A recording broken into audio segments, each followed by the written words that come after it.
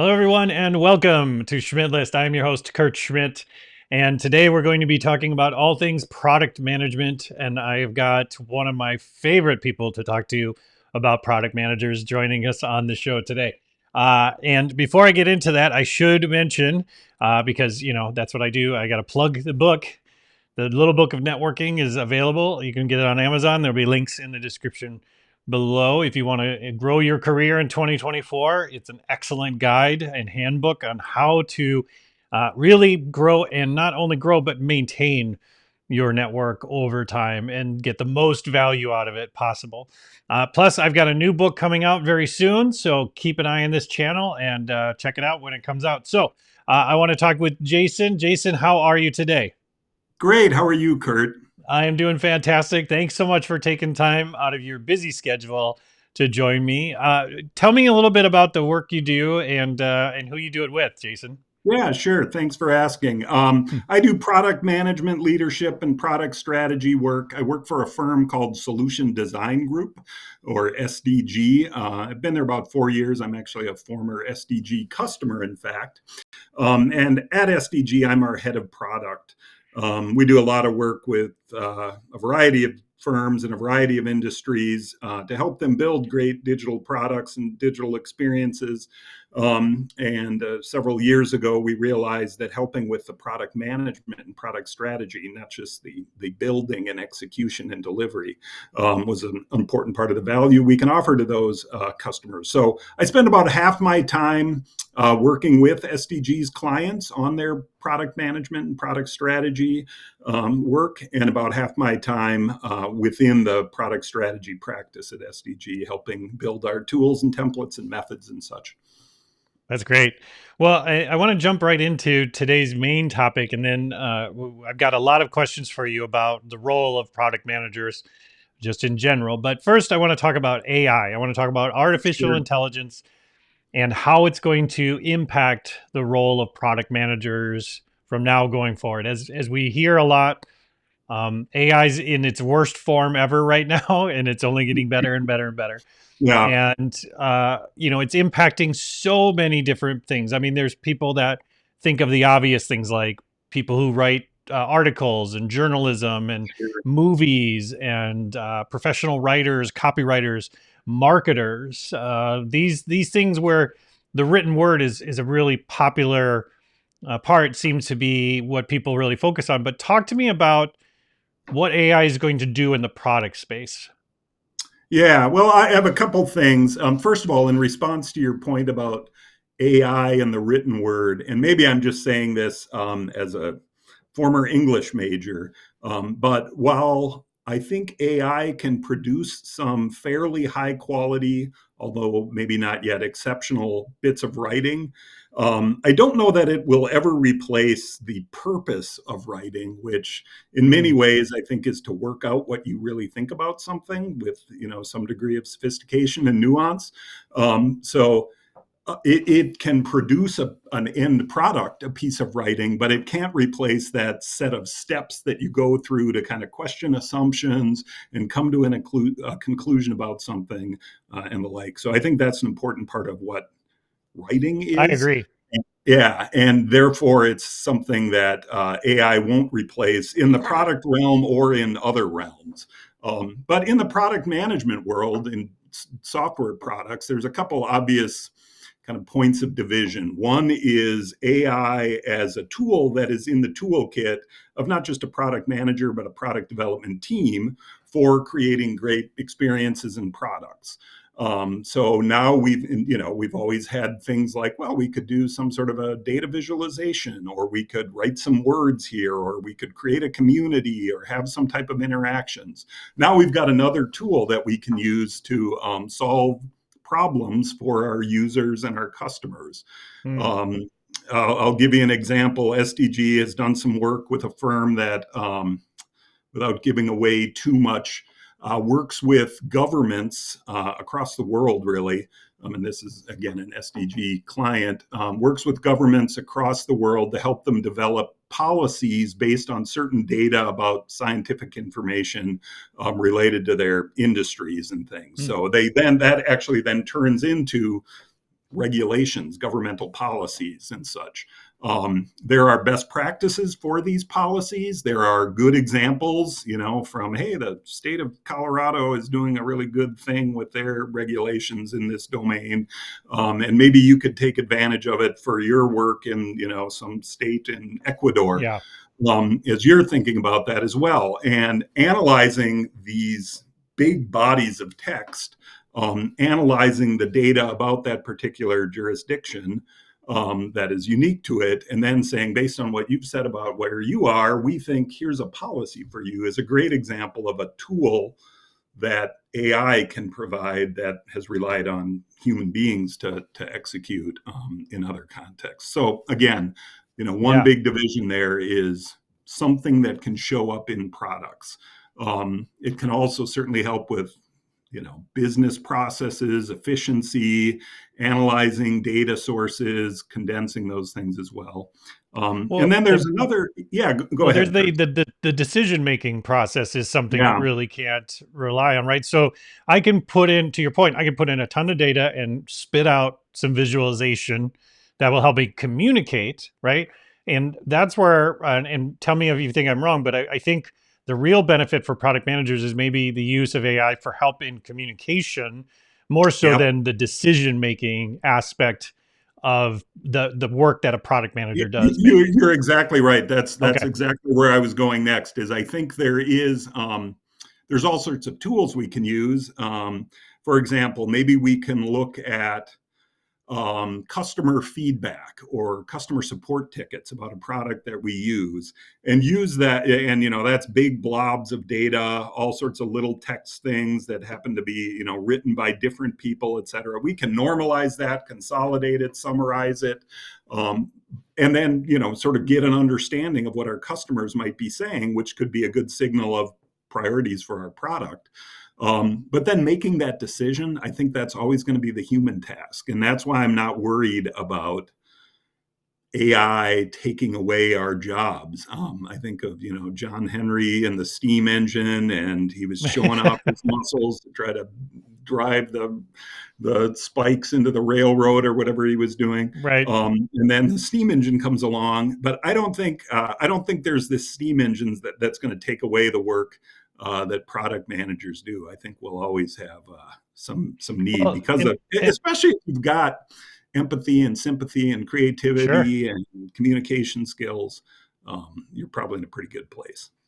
Well, I think again, back to my point about sometimes the difficulty in the product management role is the communication because you Hmm. are having to communicate outside the organization, inside the organization, and it's multiple groups Yeah, that are looking for different information. And I think the ability to use AI tools in certain ways to help with that communication, I think can really empower a product manager to be sure. more impactful than they've ever been before.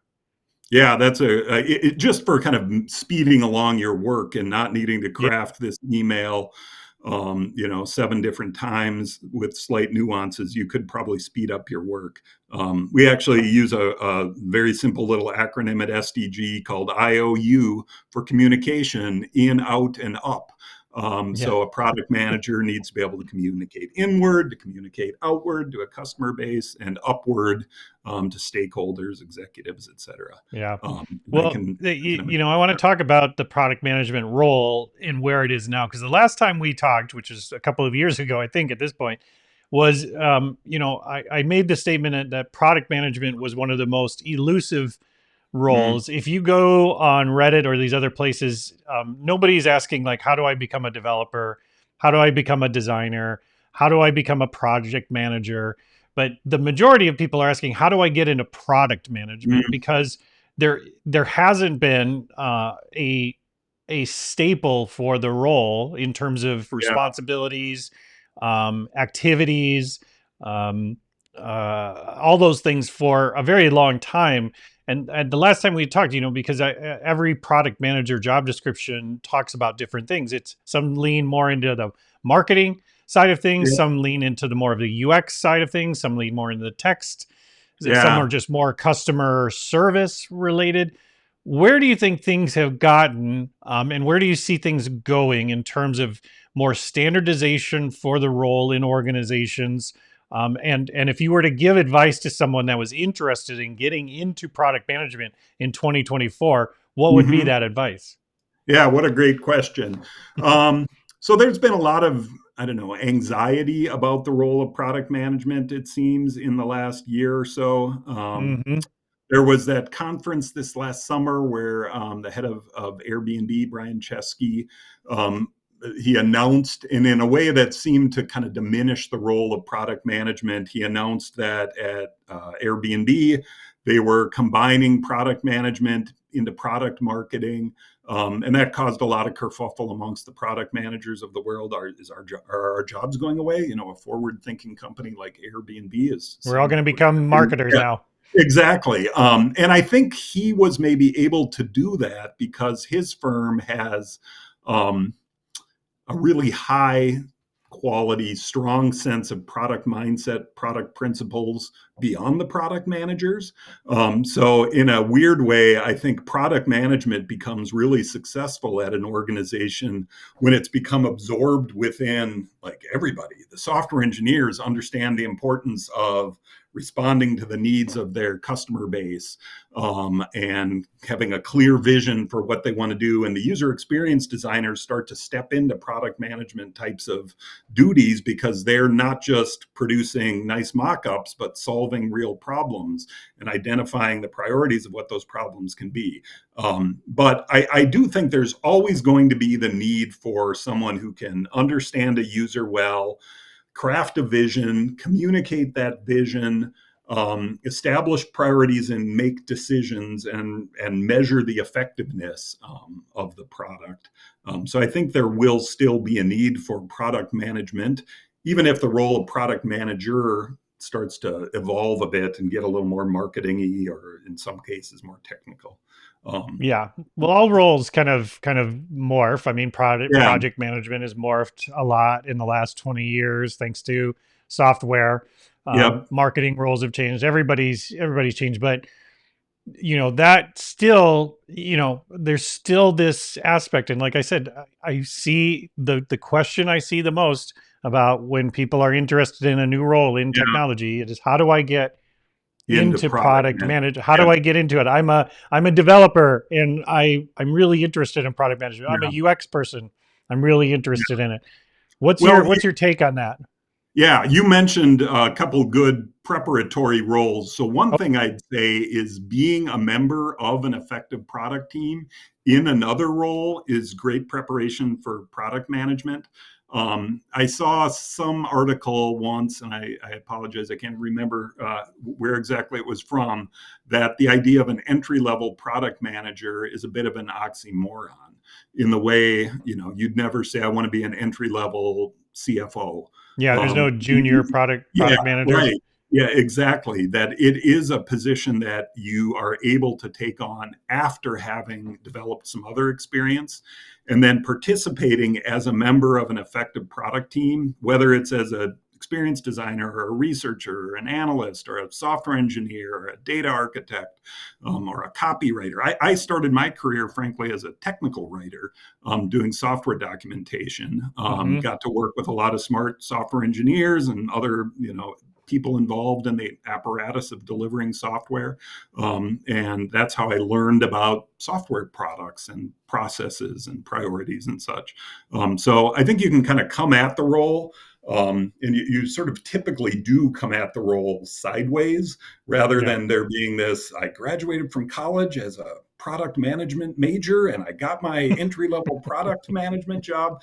You do something else for a while that's I related minored to in theater and major exactly. product I will management. say, and I think I've probably told you this before, that one of my kind of pet beliefs and passions is that the humanities and the liberal arts are great training for a lot of business and technical careers, including product management.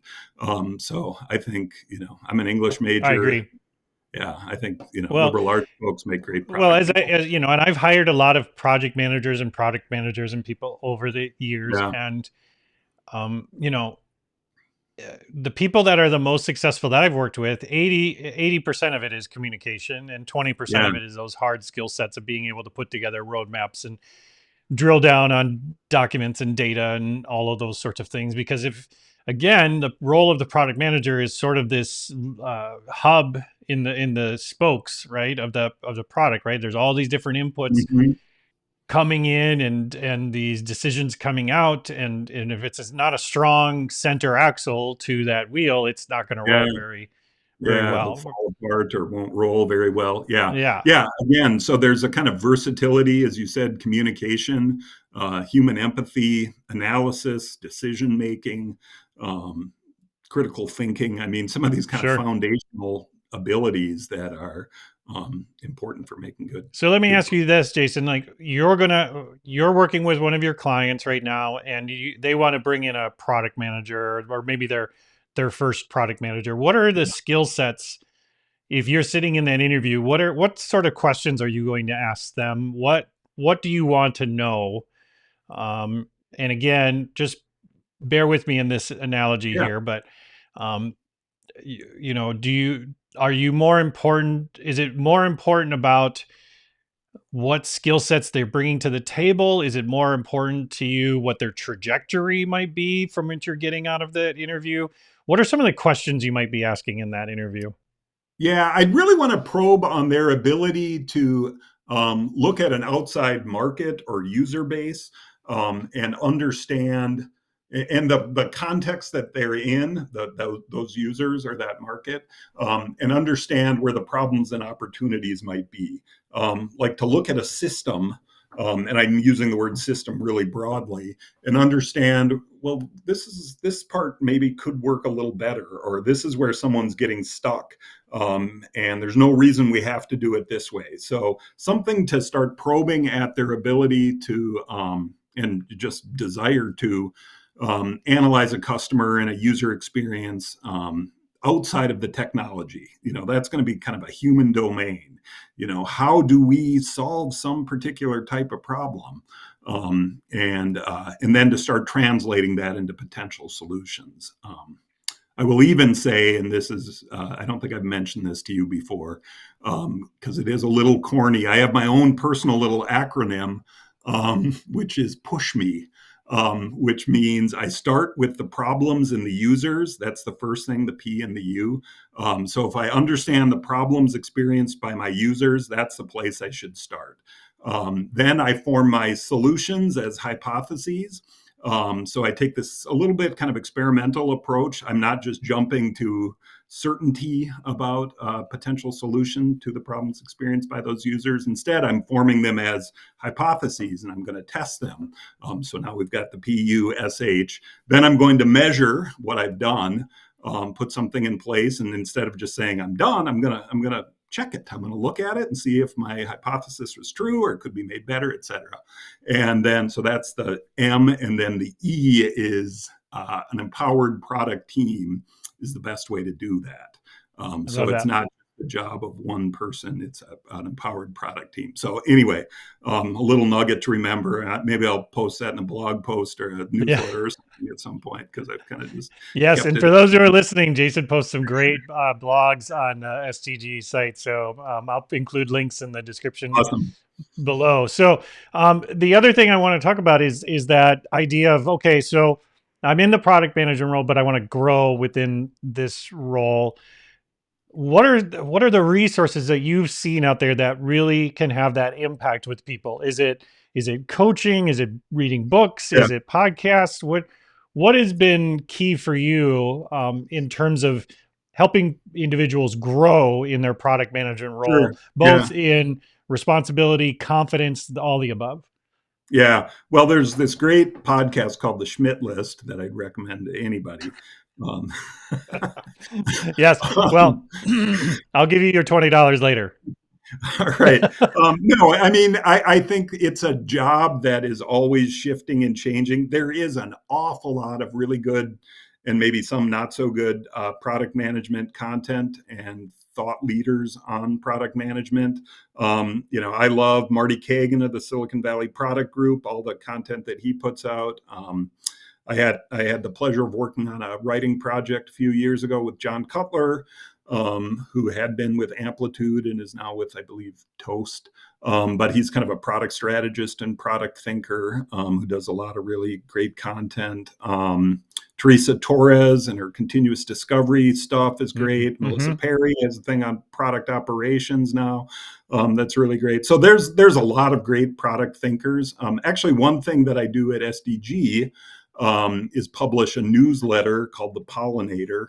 And the point of it is not just, hey, here's what Jason thinks about product, but it's kind of a digest of stuff that I've encountered in the product world. So if you just wanted to read one newsletter that has links to all these other thinkers, the Pollinator is a way to do Those are my that. favorite newsletters, the ones that do the curation for me. Yeah, that's what it is. I've Yep. been doing that with my newsletter, and Yeah. I can tell you the feedback has been fantastic with the being able to curate content for folks, bubble up stuff that maybe they haven't seen before.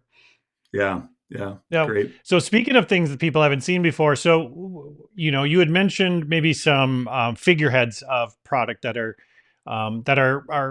saying the right things. Let's talk about actual companies for a little bit, Yeah. because when people think of products, they think of like Apple. It's like one Yep. of the top ones, right? And other you mentioned Airbnb and some of these other places. Yeah. What are some companies out there that you think are doing it right and Oh, that yeah. people maybe should pay more attention to for, inspiration and ideas? I'd love to Yeah. get your take on that. Yeah, that's a great question. And one of the ways I think about that question is, and even a lot of the folks that I mentioned, Marty Kagan's from the Silicon Valley Product Group, and his audience is primarily based in Silicon Valley, although I'm sure it's extended worldwide now.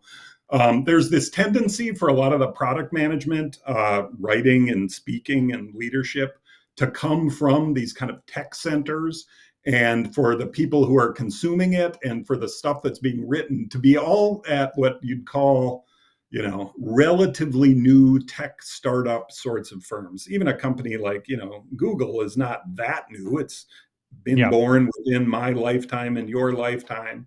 I'm really interested in product management as a practice, and maybe this is boring, but I actually think this is where a lot of the growth in products is going to come at the kind of the venerable, traditional, maybe a little more difficult to disrupt type of industry and organization, Like manufacturers. CPGs and things like Yeah, that. totally. Yeah. So this is a long way of getting at an answer to your question. Well, here's one. I read a case study from a guy named Jeff Gothelf, who has done a lot of work on lean UX and written many books and such. Anyway, he had published, I think in his newsletter or on his blog, within the last year, a case study about Fender guitars and their user experience and product management practices, not for their Stratocasters, but for their digital experiences. And I thought it was such a great case study of a company that, like I said, has been around a long time. Outside of a digital realm, they're making physical objects, Telecasters, Stratocasters, amps, pedals, etc. And he talked about their analysis of who their customers are. I thought a great insight from that was that their customers are not necessarily people who play the guitar, it's people who want to play the guitar. And some huge percentage of people who buy a guitar and pick up a guitar quit playing the guitar within, X number of months or whatever. They sort of fail at becoming long-term guitarists. So Fender took that insight and created a digital product called, I believe it's called Fender Play, which is a system that doesn't exist for them to like turn a profit on. What it does is exists for them to create lifetime guitarists, and has community and education, and has a really great digital experience for the new guitar player. And Fender recognizes that, if you get somebody hooked, then they're going to be a Yeah. customer for life, and they're going to be spending, I think there was something like, tens of thousands of dollars that someone will spend on equipment over their lifetime if you can kind of get them over that first hurdle. So anyway, I thought that was a great example. Again, not of a, Google, Apple, Meta, Microsoft, Amazon type of company, but a company that we've all heard of, that you might not think of as a digital, software mobile device web company, but who can use those kinds of products and apply product management principles, understand really who their users are and how we can solve their problems. That's So that's amazing. one good example. I love that. Speaking of musicians and musical instruments, I was recently at Schmidt Music in town, and they have very expensive pianos and all different sorts of things. And I noticed that one of these pianos has this ability to connect to the internet, and the thing is that what they can do is that they can tap into and live stream performances that are happening across the world, and your piano will play exactly the keys that that What's being pianist played?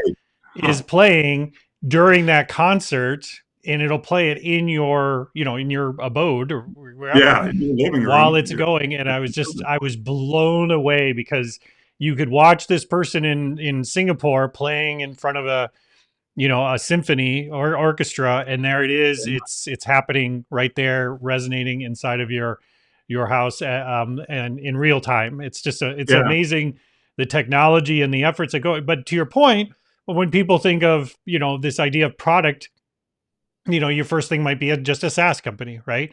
But yep, it's so much more than that out there in the world, and the opportunities are so much bigger, right? Because again, if there was just one way to solve a product problem, we wouldn't have product managers, right? right. Yep. Yeah. And it can be, like I said, it can be non-digital companies, but there are things like community, the Fender Play example, others who are in the same boat as me and how they're solving that.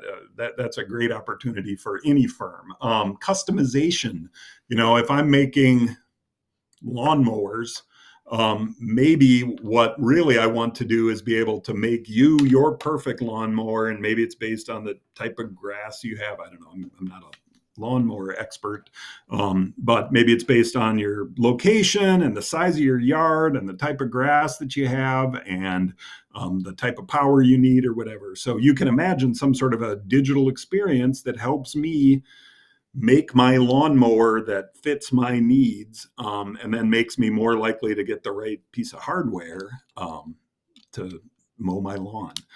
I'm making this example up, off the top of my head here, but there's Yeah. all sorts of examples of physical manufacturing uh, based types of companies that could really benefit from great product management. And frankly, I think that's where we'll see a lot of really interesting product work happening, or sort of as the career grows, it'll find a lot of explosion in jobs and opportunities within those types of companies. Yeah, because let's talk about that just a little bit, because one of the other things that I found with product management, I belong to a mentorship group called ADP List. I'll put a link in the description, but um, I've done a lot of product management mentorship all Mm, across the world with people in these sort of online platforms, these online communities. And one of the things that I've obviously stressed for a long time with people is that sometimes, the best way to grow is not just trying to grow by yourself, but to grow, find a coach, find a mentor, yeah, find other people out there that can help you. Some people think, well, I got to go back to school, right? I got to go take a course. I got to, because that's kind of our default mode. But sometimes just finding the communities out there that support product management and joining them and actually showing up can yeah. be really beneficial, right? Yeah, no, I think that's a great piece of advice too. Find other people to talk about product with. I will even say at SDG, I've done that with some of our clients who say they just like that there's somebody else. Again, imagine you're at some traditional non-digital, you're at the vanguard of digital product management at your company, and who are you going to talk about product with and just kind of bang ideas around with and bring a problem to and get some responses to. So finding other people, like I said, I've done coaching and consulting and frankly product therapy types of sessions for for other product managers, that can be super valuable. That's great. Well, okay, so let's talk real quick about here at the end. I want to ask you about that next level of support and help. So I'm a product manager. I'm in an organization. Maybe the place is not as mature as it could be Mhm. with product management. When we're looking for outside help to come in and help us with that, I mean, what are some of the questions we should be asking? What are some of the things we should be looking for when looking for that outside help to come in and help the organization? Should it be, should I bring in, a singular consultant and, kind of a part-time person? Should I bring in McKinsey? Like, what, Yeah. what should I do? Yeah, at SDG, we often say, kind of jokingly, but I think it's true, that we're your second call, because the first call, like if you brought in McKinsey or BCG or some big consulting firm, and they've left you with some really great PowerPoints and strategy documents, but what are you actually going to They are do about really good at PowerPoints, I gotta it? say. I Exactly. mean, Yeah. it's Yeah. amazing. They're Yeah. amazing PowerPoints. So we come in. So at SDG, for example, one of the services we provide is called guided innovation, which is led by our product groups, people like me and some of my colleagues. But we'll come in and help you analyze a lot of the materials that you've already had, turn those into actual concepts, perhaps even into some visualized prototype in a lightweight kind of way. We do that work in the course of just a few weeks usually. And then it gives you a really strong sense of what your path forward is, even just like internal alignment on what problem it is that you're actually solving. So everybody's using the same language, a clear vision for what you could do next, and some these concepts and prototypes and documentation. Um, it can be a great tool for shopping around to earn internal investment then. So it's a great set of assets to kind of get you moving forward. So I think a firm, I mean, I'm going to tout my own firm, SDG, is really good for kind of fitting in that. You don't need the huge, with a huge price tag engagement with McKinsey. Or if you have done that and you actually need to activate it, one of the great things about SDG is we take that kind of strategic work and we bridge it into the building work, so that you end up with that actually built software. Yeah, I think that's important to really understand what the problem is you're trying to solve, right? Because Yeah. if it is a, philosophy sort of problem, that's very different than we actually need to make more revenue this year. Mhm. Um, and so to your point, if the goal is that we need to actually produce some things to have a dent made here in our problems, you want more of an all-encompassing solution, people that understand it from beginning to end, right? Yeah. Yeah, and that we need more revenue might be, well, actually there's a market segment that's growing that your own service hasn't been designed to fit. So let's Hmm. understand, again, start with the problem and the users. Let's understand who those people are, why that segment doesn't like what you're offering as much as they used to, or the other segments liked. Understand what that problem is, and then develop some hypotheses. We're now on our push me, some hypotheses for how we might solve that problem. That becomes then output software, that drives outcomes, metrics that we measure, that are meaningful to your business and to your customers. And if you can do that kind of iteratively in a small way, frequently, pivoting along the way, you're likely to end up pretty successful. Yeah, makes sense. Okay, so last thing here that I want to ask you. So, if I'm going to be growing this year, and as a product manager, I want to improve my skills. I want to improve my impact. Yep. Um, you know, if you were to tell me like what are the top three skill sets I should be focused on growing this year, Jason, what would you say? Oh, great question. I do think you want to get some level of comfort with AI tools. just Hmm. sort of educate yourself on the landscape. There's all sorts of meetups and Twitter accounts or X or whatever that's called nowadays, and newsletters and content. But developing kind of a baseline of skills, not at the sort of deeply technical level, but at being able to use and understand AI tools, I think will help differentiate you in 2024. I always say communication is a skill that you can continue to sharpen.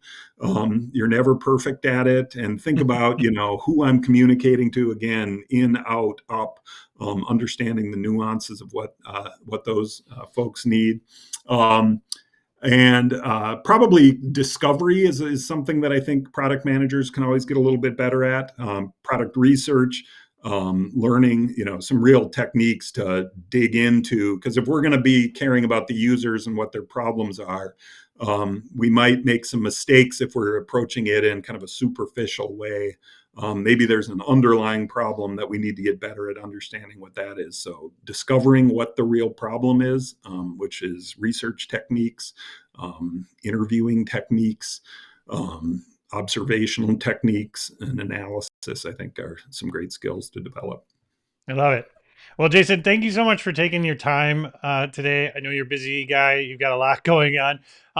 If I want to get in touch with you, if I want to learn more about the stuff that's going on at STG, Yeah, if I want to connect with you, Jason, specifically, and maybe get a hold of your newsletter and read some of those fantastic yeah. blog posts that you read, that you write, where's a great place to go? Where should I be looking?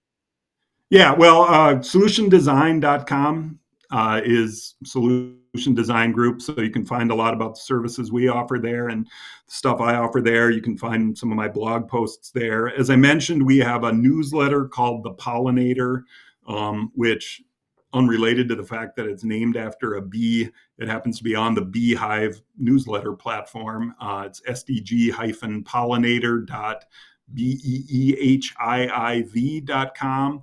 I'm also on social media, LinkedIn, X or Twitter. Jason Scherschigt. You may want to print that name on the screen here at some point, Kurt, so people can spell it. Scherschligt. I'm happy to connect with anyone on LinkedIn, or you can follow me on Twitter, but you might hear my rants about the Minnesota Vikings there too, if you can stomach that. So.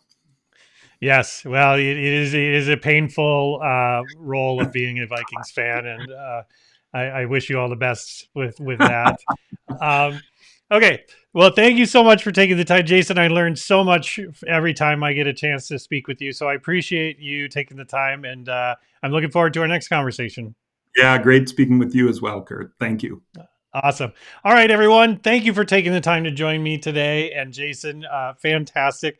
I will have links to everything in the description below if you're interested in connecting with Jason or learning more about the work that he does. In the meantime, speaking of the work that they do, you should check out, and if you want to network with Jason, maybe you want to maintain that network over time. Well, check out the Little Book of Networking. It's available on Amazon. I appreciate you taking the time out of your busy week to join me. We will see you next time.